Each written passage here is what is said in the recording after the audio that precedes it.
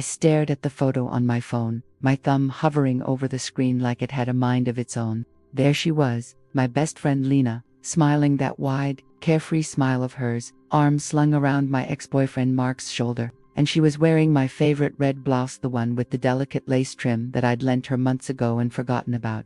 The caption read something casual, like old friends catching up, but the knot in my stomach told me otherwise. How many accidents could one person have before it stopped feeling like coincidence? It was a quiet Tuesday evening in my small apartment, the kind where the hum of the refrigerator fills the silence and the streetlights filter through the blinds in soft orange stripes. I'd just gotten home from work, kicked off my shoes, and collapsed onto the couch with a cup of chamomile tea steaming in my hands. The scent of it was supposed to calm me, but tonight it just mixed with the faint lavender from the candle I'd lit earlier, making everything feel too close, too confined. I laughed it off at first, like I always did. "Oh, Lena," I'd say to myself, shaking my head with a chuckle. She was always the clumsy one with social media liking posts she didn't mean to, scrolling too fast. But this was different. This was her in my clothes, meeting him without a word to me. I set the phone down and rubbed my temples, feeling the beginnings of a headache pulse behind my eyes. Mark and I had broken up 6 months ago, after 3 years together.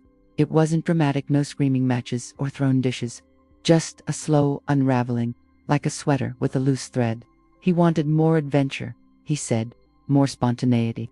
I wanted stability, a home we could build together. We parted as friends, or so I thought. And Lena, she'd been my rock through it all. We'd met in college, bonded over late-night study sessions, and shared dreams of city life. She was the sister I never had, the one who knew my coffee order and my deepest fears without me having to say a word. But lately, those little likes on his posts had started piling up. I'd noticed them in my feed, her name popping up under his travel photos or gym selfies. "Accident," she'd say when I'd tease her about it over brunch. My fingers slipped, and we'd laugh, clinking our mimosa glasses, the bubbles fizzing like nothing was wrong. Until now. The photo was from last weekend, geotagged at that cozy cafe downtown where Mark and I used to go for Sunday mornings. She hadn't mentioned meeting him, and that blouse was mine, borrowed for a job interview she had, and she'd promised to return it. Why wear it to see him? My mind raced, piecing together fragments I didn't want to see. Was this betrayal? Or was I just paranoid? Still raw from the breakup, I took a deep breath, the tea cooling in my cup. Maybe I was overthinking it. Lena had been there for me when Mark left, holding me as I cried on her shoulder, her hand stroking my hair in that soothing way she had. "He's not worth it, Sarah," she'd whispered. "You deserve better." And I believed her. We were inseparable girls. Nights with wine and bad movies, weekend hikes where we'd talk about everything and nothing. Our friendship was the one constant in my life, especially now that I was single again, focusing on my job as a graphic designer at a small firm. It wasn't glamorous, but it paid the bills and let me pour my creativity into something tangible. Let me take you back a bit to how things were before this shadow crept in. My normal life wasn't perfect, but it had a rhythm I cherished. I'd wake up to the soft chime of my alarm at 7 a.m., the morning light spilling across my bedroom floor in golden pools. The apartment was Modista one-bedroom, in a quiet neighborhood, with walls painted a soft gray and shelves lined with books and plants I'd somehow kept alive. I'd make coffee in my French press, the rich aroma filling the air as I scrolled through emails on my laptop at the kitchen table. Work started at 9, but I liked those early hours to myself, sketching ideas or just staring out the window at the neighbors walking their dogs. Mark had been part of that routine once. We'd share breakfast, him flipping pancakes with that goofy grin, me teasing him about his uneven flips. He worked in marketing, always buzzing with ideas, dragging me to spontaneous road trips or late-night concerts. But over time, his restlessness grew. "I feel stuck, Sarah," he'd say, his voice low over dinner, fork pushing food around his plate. I'd try to understand, suggest compromises, but it wasn't enough. When he left, it was like the air had been sucked out of the room. I spent weeks in a fog, going through motions at work, my boss patting my shoulder sympathetically during meetings. That's when Lena stepped up. She lived just a few blocks away, in a quirky loft filled with vintage furniture and art she'd collected from flea markets. We'd meet for walks in the park, the crunch of leaves under our feet in autumn, or the buzz of bees in spring. "You're stronger than you know," she'd say, linking her arm with mine. her perfume a light, floral scent wafting over. A friendship went back to freshman year, when we were both homesick and found solace in each other's company. She was the extrovert to my introvert, pulling me out of my shell with her infectious energy. Over the years, we'd shared secrets, her rocky family life, with a distant father and a mother who leaned on her too much. My own insecurities about never feeling quite enough in relationships. At work, things were steady. My colleagues were a mix of creative types: Jake, the laid-back programmer who always had headphones on, and Mia, the project manager with her endless to-do lists. We'd grab lunch at the deli downstairs, sandwiches wrapped in wax paper, laughing about client demands. Sarah's designs saved that pitch, Mia would say, winking at me. It felt good, that validation. And after work, I'd often meet Lena for yoga or coffee. "How's the heart mending?" she'd ask, her eyes searching mine over the rim of her cup. I'd smile, say it was getting better, and mean it mostly because of her. But even in those peaceful days, there were hints of change I didn't catch. Mark had started posting more after the breakup, photos from hikes, nights out with friends. I'd unfollowed him, but mutual connections kept his life trickling into mine. And Lena, she'd mention him casually sometimes. "Saw Mark's post about that new bar, looks fun," she'd say, scrolling her phone. I'd nod, change the subject. It didn't bother me then. Why would it? She knew him through me. They were acquaintances at best. That is, until those likes started. The first one was innocent, a thumbs up on his vacation photo from Mexico, waves crashing in the background. "Oops, Butterfingers," Lena texted when I mentioned it. We laughed. The second was a heart on his promotion announcement. "Congrats to him, right?"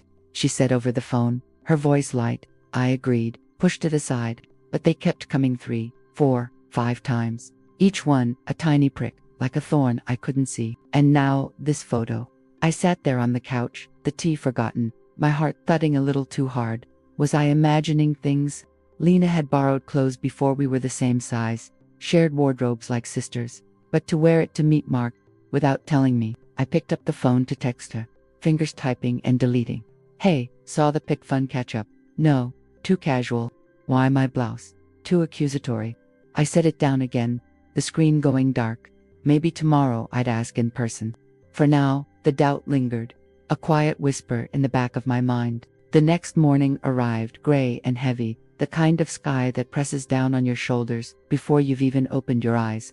Rain tapped against the window like impatient fingers as I stood at the stove, stirring oatmeal I wasn't hungry for. The spoon clinked softly against the pot, a steady rhythm that matched the pulse in my throat. I hadn't slept well. Every time I closed my eyes, I saw that photo again, Lena's head tilted toward Mark's, the red blouse catching the cafe's warm light, the way her fingers rested lightly on his forearm. Casual, friendly, too friendly. I dressed slowly, choosing a soft green sweater and jeans, the kind of outfit that felt like armor without trying too hard. My reflection in the bathroom mirror looked tired, shadows under my eyes like faint bruises. I dabbed concealer, brushed my hair until it fell in familiar waves, and told myself today would be normal. Work, lunch with Mia, maybe a walk afterward to clear my head. I wouldn't text Lena yet. I needed to see her face when I asked. The office smelled of fresh coffee and printer ink when I walked in. Jake waved from his desk, headphones half off one ear. "Morning, sunshine. You look like you fought a bear and lost." I forced a smile. "Just didn't sleep great. Client revisions keeping me up." "Nah. You know how it is, brain won't shut off." He spun back to his screen, already lost in code. I settled at my desk, opened my laptop, and tried to lose myself in layouts. The new campaign was for a local bakery, warm colors, handwritten fonts, photos of golden croissants, and powdered sugar dusting like fresh snow. Normally, this kind of work soothed me. Today the images blurred. My mind kept drifting back to Lena. We'd planned to meet for coffee after work tomorrow. Our usual Thursday ritual at the little place near the park, with mismatched chairs and fairy lights strung across the ceiling. I could wait until then, or I could text now. My phone sat face down beside my mouse, silent and accusing. Around noon, Mia poked her head over the cubicle wall. "Lunch. I'm craving that falafel wrap from downstairs." "Sure," I said, grateful for the distraction. We walked down together, the elevator humming softly. Outside, the rain had eased to a drizzle, misting our faces as we crossed the street. The deli was crowded, voices overlapping, the sizzle of the grill carrying the scent of cumin and garlic. We ordered at the counter, paid, and found a small table by the window where condensation fogged the glass. Mia unwrapped her sandwich, took a bite, and studied me while she chewed. Okay, spill. You've been quiet all morning. Is it Mark again? I hesitated, then shook my head. Not exactly. She raised an eyebrow. Then what? I took a breath. Lena's been liking his posts a lot, and yesterday I saw a photo of them together. She was wearing my blouse, the red one I lent her ages ago. Mia's chewing slowed. She set the wrap down. Okay, that's weird. Yeah, have you asked her about it? Not yet.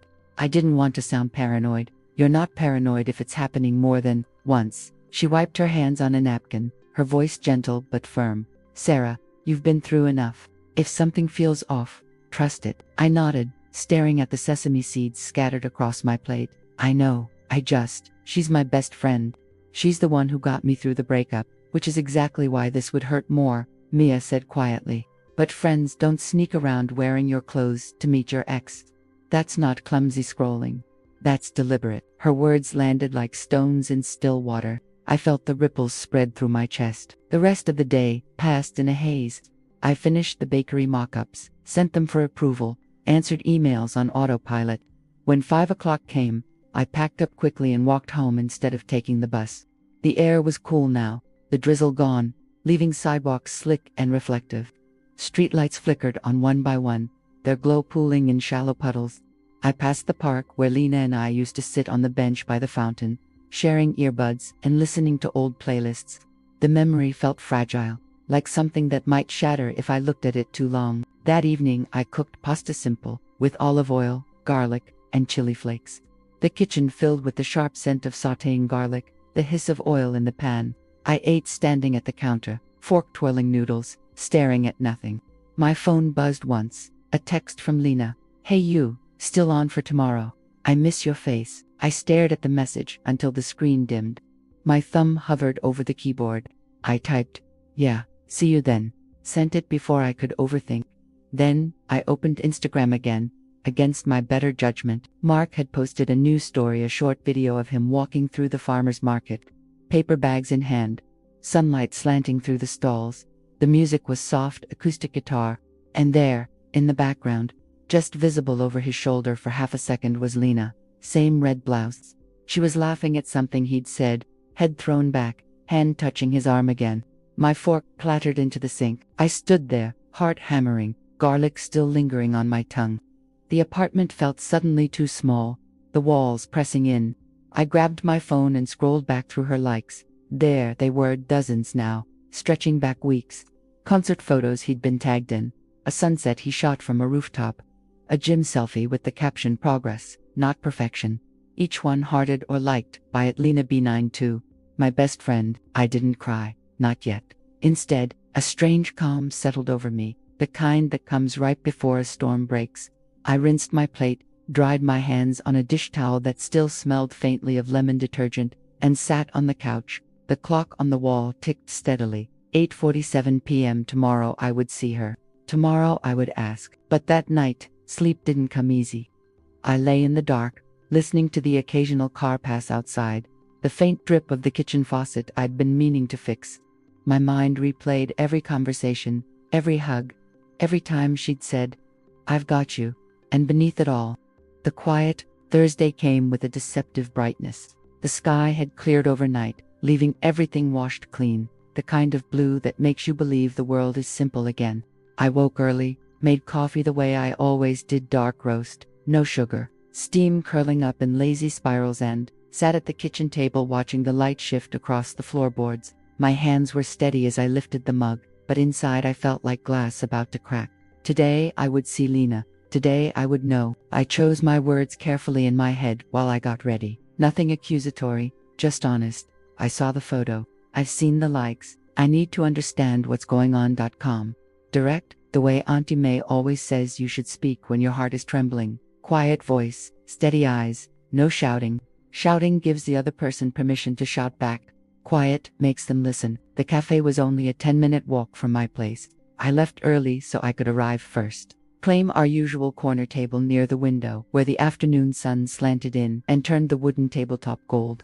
I ordered my usual black coffee, No room for cream and hers, oat milk latte, with an extra shot, muscle memory. 18 months of Thursdays had carved that order into me like initials on a tree. She walked in at 4:12, exactly 12 minutes late, the way she always was. Her dark hair was pulled into a loose ponytail, strands escaping around her face, and she wore a cream knit sweater over black jeans. No red blouse today. Relief flickered through me, small and shameful. "Hey, you," she said, dropping into the chair opposite me with that bright smile that used to light up whole rooms. She leaned forward to hug me across the table. I returned it, brief, mechanical. Her perfume jasmine, and something warmer wrapped around me like it always did. Familiar, comforting, dangerous. She noticed the coffee's already waiting. "You're a saint." I was running behind client call, ran over. "No worries," I said. My voice sounded normal. Too normal. We talked surface things first. Work, her latest freelance project, a branding package for a new yoga studio.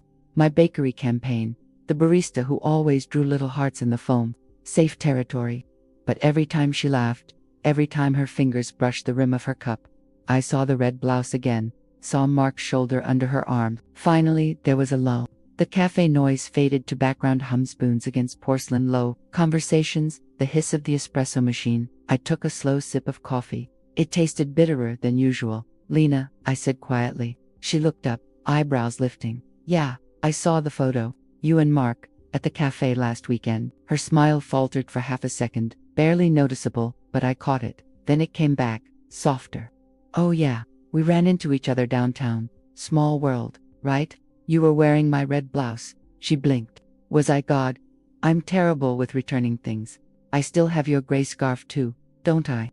I'll bring it next time, promise." "That's not what I'm asking." Her fingers tightened around the cup. "What are you asking, Sar?" I kept my voice low. "I've seen the likes on his posts for weeks, and now you're meeting him in my clothes without telling me."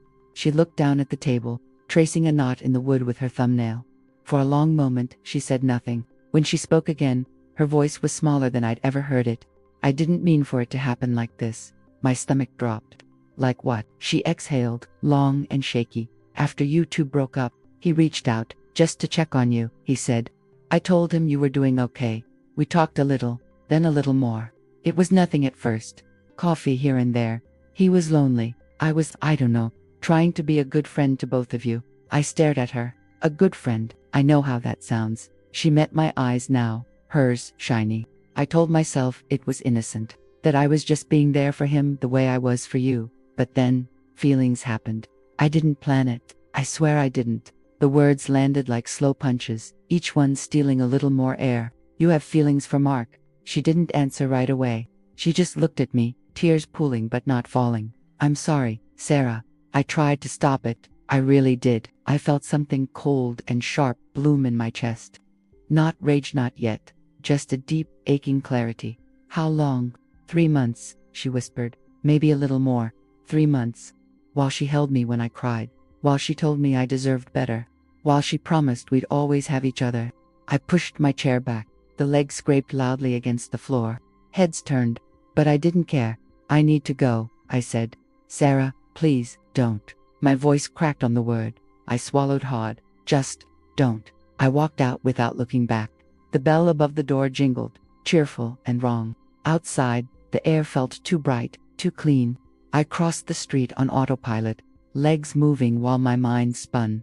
3 months. My best friend and my ex. My clothes on her body when she sat across from him. My trust handed over like something disposable. I didn't cry until I reached my building. In the elevator, alone. The first sob tore out of my quiet, ugly, unstoppable. By the time I got inside my apartment, my face was wet, my breathing ragged. I slid down against the door, knees to chest, and let it come. The hurt, the humiliation, the betrayal, so complete it felt like someone had reached inside and rearranged everything I thought I knew. When the tears slowed, I stayed there on the floor a long time. The apartment was quiet except for the refrigerator's low hum and my own uneven breaths. I thought about calling Mia, thought about calling my mom, thought about calling no one at all. Instead, I stood up, walked to the bedroom, and opened the closet. There, hanging in the back, was the gray scarf she'd mentioned, the one she still had. I pulled it out, held it to my face. It smelled faintly of her perfume. I folded it carefully, placed it in a paper bag along with the few other things she'd borrowed over the years, a pair of earrings, a book, that stupid ceramic mug she loved. Then I sat at my desk and wrote a short note on plain white paper. Lena, I need space. A lot of it. Please don't contact me for a while. I'll leave your things with the doorman tomorrow. Take care. Sarah. I sealed the envelope, wrote her name on the front in careful block letters, and set it beside the bag. That night, I didn't sleep much. I lay on top of the covers, staring at the ceiling fan spinning slow circles. Every so often, a fresh wave of hurt would rise, and I'd press my palm to my chest as if I could hold the pieces together. But beneath the pain, something else was forming, small, hard, certain. I wasn't going to beg for explanations. I wasn't going to chase closure from people who'd already chosen their path. I was going to protect what was left of me.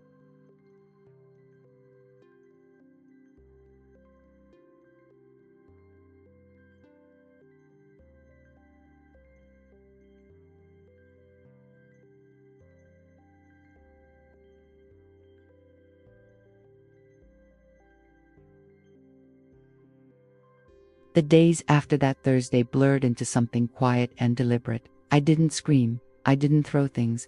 I didn't call mutual friends to spread the story like wildfire. I just withdrew, not out of weaknesses, out of preservation. There's a difference between collapsing and choosing silence. I chose silence. I dropped the paper bag with Lena's borrowed things at my building's front desk the next morning. The doorman, Mr. Reyes, gave me a small, knowing nod when I asked him to hold it for her pickup.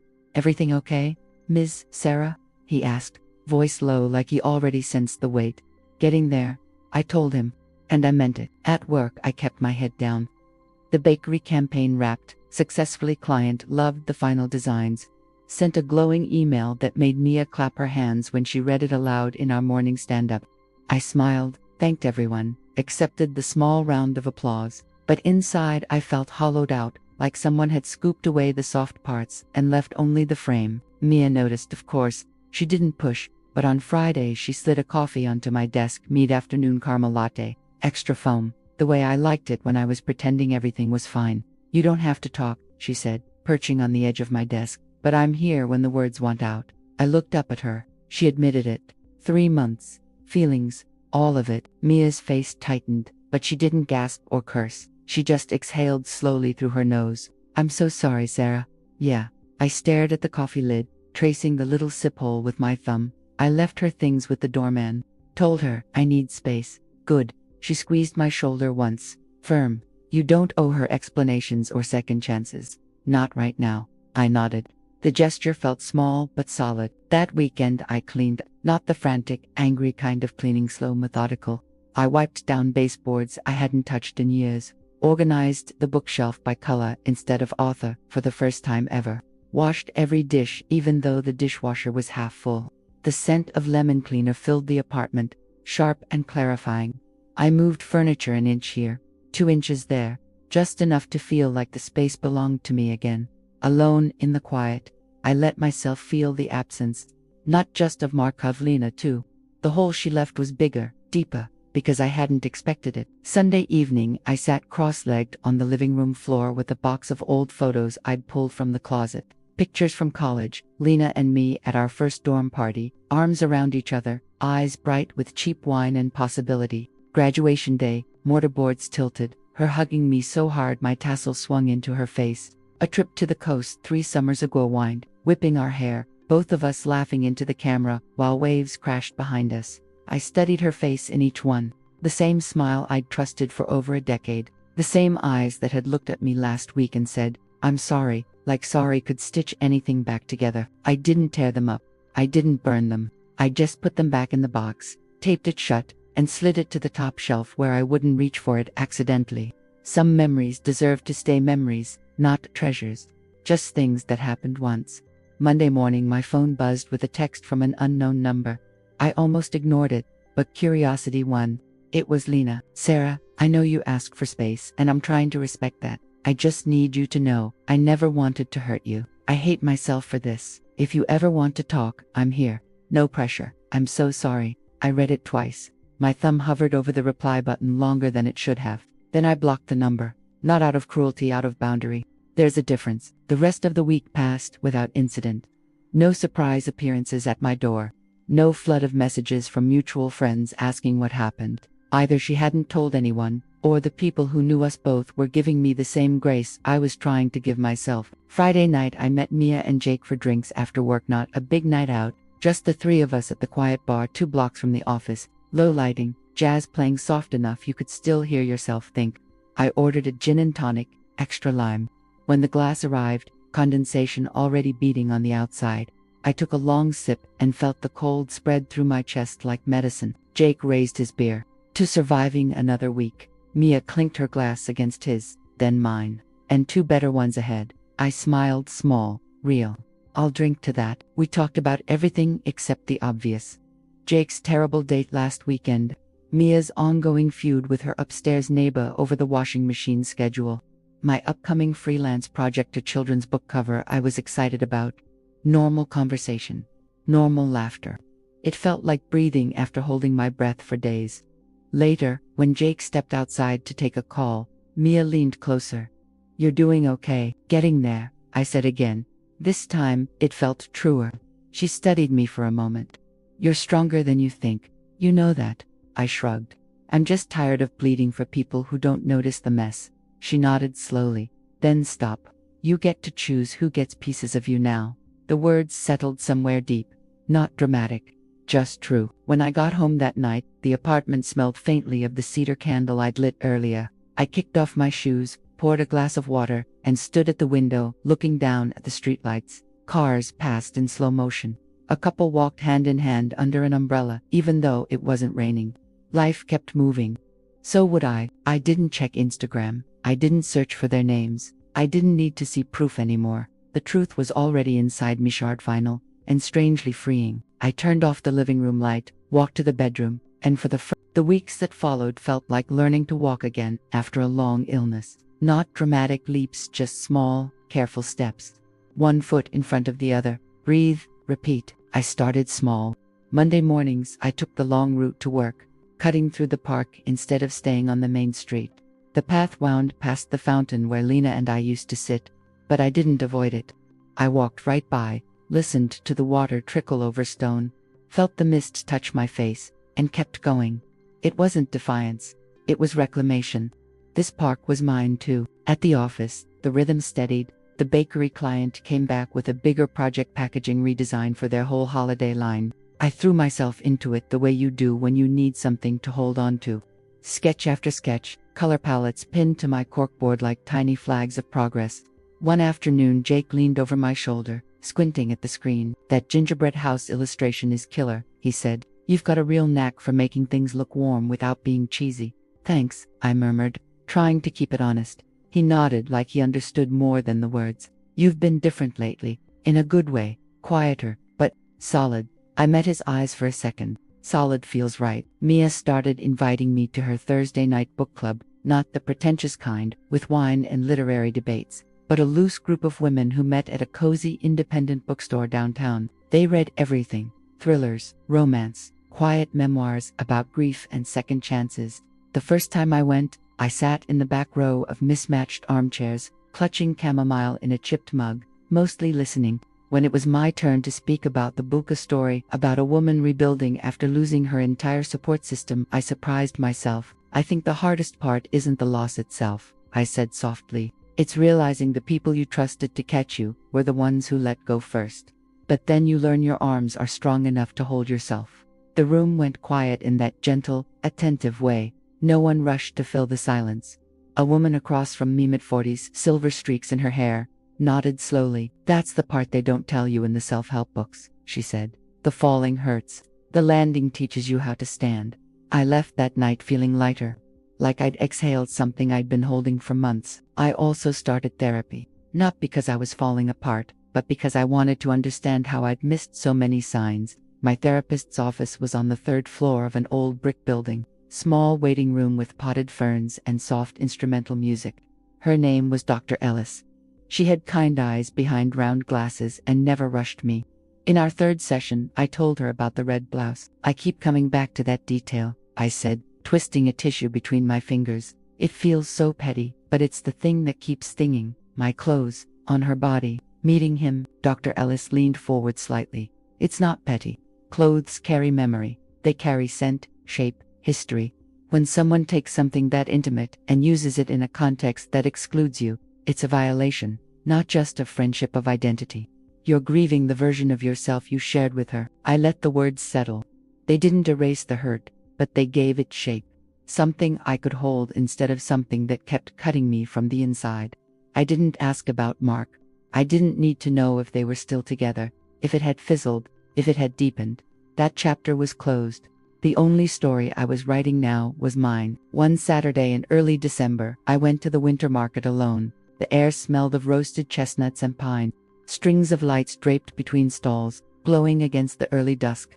I bought a small evergreen wreath for my door, a jar of local honey, a pair of wool mittens the color of oatmeal. Simple things, things that felt like forward motion. As I walked back to my car, arms full of paper bags, I passed a group of people laughing near a hot cider stand. For a split second, I thought I saw Lena's ponytail, her familiar laugh cutting through the crowd. My heart lurched, old reflex. But it wasn't her, just someone else with the same haircut, the same easy joy.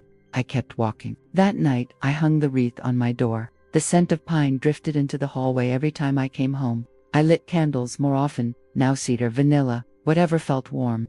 I cooked meals just for myself and ate them at the table instead of standing at the counter. I read books I'd been meaning to start for years. I journaled, not every day, but when the feelings rose too high to swallow, the pages filled with honest sentences. No pretty metaphors, just truth. Sometimes I still felt the ache. A song on the radio, a cafe that looked too much like the one downtown, a notification that made me think for one stupid heartbeat it might be her. But the ache wasn't as sharp anymore. It was quieter. A bruise fading instead of a fresh wound. One evening in late January, I sat on my couch with a cup of tea, snow falling soft and steady outside the window. The city lights blurred through the flakes, turning everything dreamy and distant. I opened my laptop not to scroll, but to start something new. A personal project, a series of illustrations about resilience, women walking away from broken things, not angry, not defeated, just moving, one foot in front of the other. The first sketch was simple, a figure in a green coat, back to the viewer, stepping onto a snowy path. No face, just motion, forward. I saved the file and closed the laptop. Then I stood at the window a long time, watching the snow accumulate on the sill. It was beautiful in its quiet way, patient, persistent, covering what was underneath without erasing it, just softening the edges until spring could come and decide what stayed and what melted away. I wasn't there yet, not fully, but I was walking toward it, and that was enough.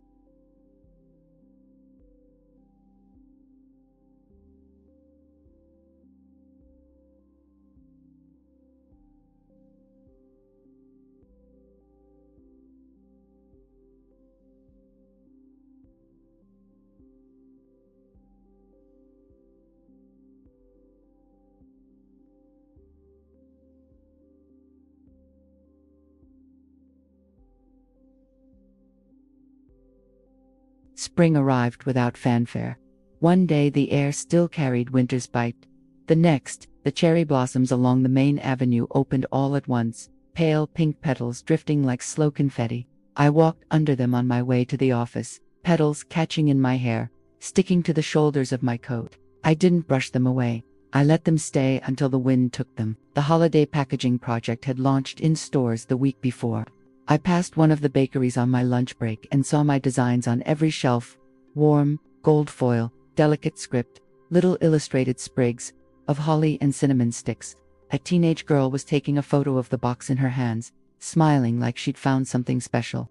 I stood across the street for a moment, watching, feeling a quiet pride that didn't need anyone else's approval. It was mine, clean, untouched by what had come before. I'd started running again, not for speed or distance, but for the rhythm. Early mornings, before the city fully woke, when the streets were still damp from overnight sprinklers and the only sounds were my shoes on pavement and my own steady breathing, I'd loop through the neighborhood, past sleeping houses with porch lights still on, past the dog park where the same golden retriever always barked hello through the fence. My legs burned at first, lungs protesting, but after a few weeks the discomfort turned into something almost meditative.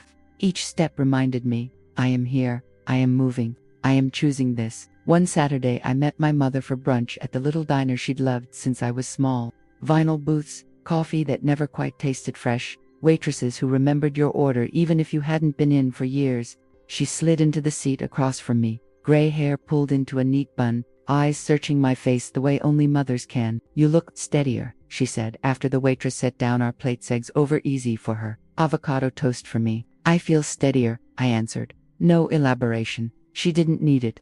We talked about ordinary things, her garden, the new neighbor's noisy dog, the book club she'd joined at the library. Then, halfway through her coffee refill, she reached across the table and covered my hand with hers. "I'm proud of you, Sarah. Not because you're over it, because you're letting yourself feel it without letting it define you."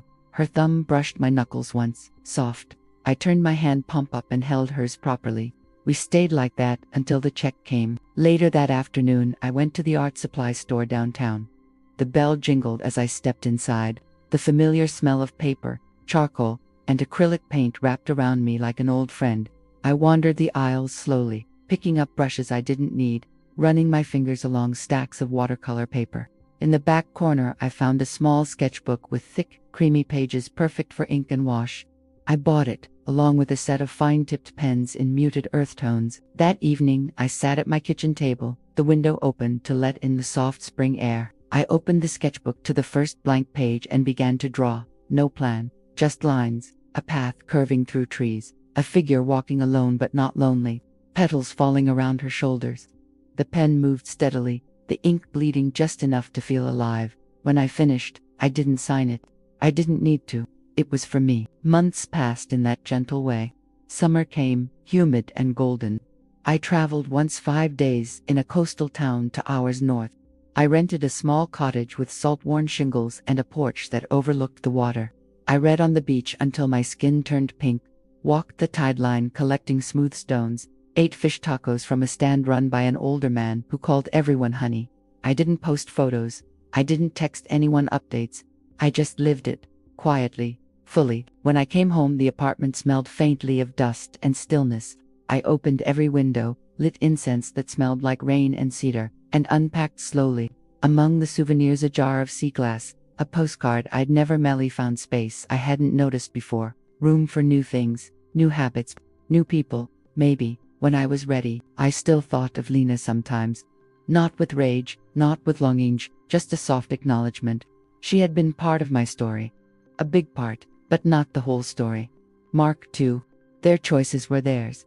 Mine were mine.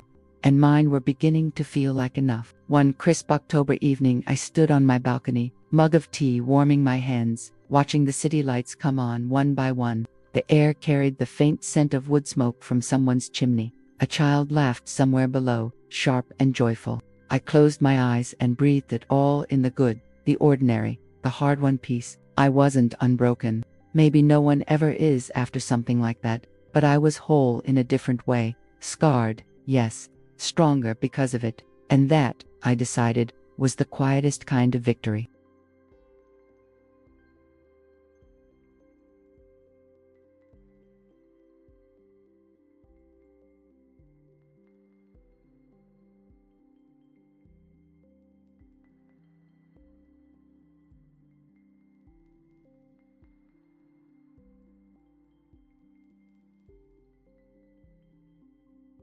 And that's where I leave the story, friends. Not with fireworks or a grand declaration, just with me, standing on that balcony on an ordinary October evening, tea gone, lukewarm, in my hands, watching the city breathe around me. The hurt didn't vanish. Betrayal like that doesn't evaporate. But it stopped being the loudest voice in the room. Over time, quieter things moved in small routines, honest conversations with myself, the slow return of trust in my own instincts. I learned that the deepest wounds don't always heal with apologies.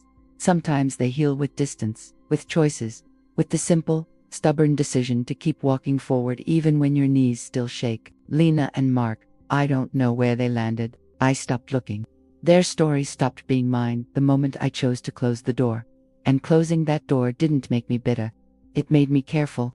It made me kinder to the version of myself who once gave so freely. There's a quiet strength in knowing your worth doesn't depend on who stays. If you've ever sat in the wreckage of a friendship that turned out to be something else entirely, if you've ever stared at a photo or a text and felt that first cold twist of recognition, know this: the pain is real, and so is your right to protect your peace. You don't have to forgive on someone else's timeline. You don't have to stay small so they can feel comfortable. You get to choose what stays and what goes. And sometimes the kindest thing you can do for yourself is to let go without explanation. I rebuilt, not perfectly, not overnight, but piece by piece, day by day. And if I can, so can you. So I want to ask you gently, the way I wish someone had asked me back then. If someone you loved, like family, chose someone else over your trust, would you keep carrying the weight of their choices? Or would you set it down, even if your arms ached for a long time afterward? Tell me in the comments. I read every one. Your stories remind me I'm not alone, and maybe mine reminds you of the same. Thank you for sitting with me through this. If it touched something in you, hit that like button, share it with someone who might need to hear it, and maybe consider subscribing so we can keep meeting here, in these quiet, honest spaces. Until next time, take care of your heart. It's the only one you've got.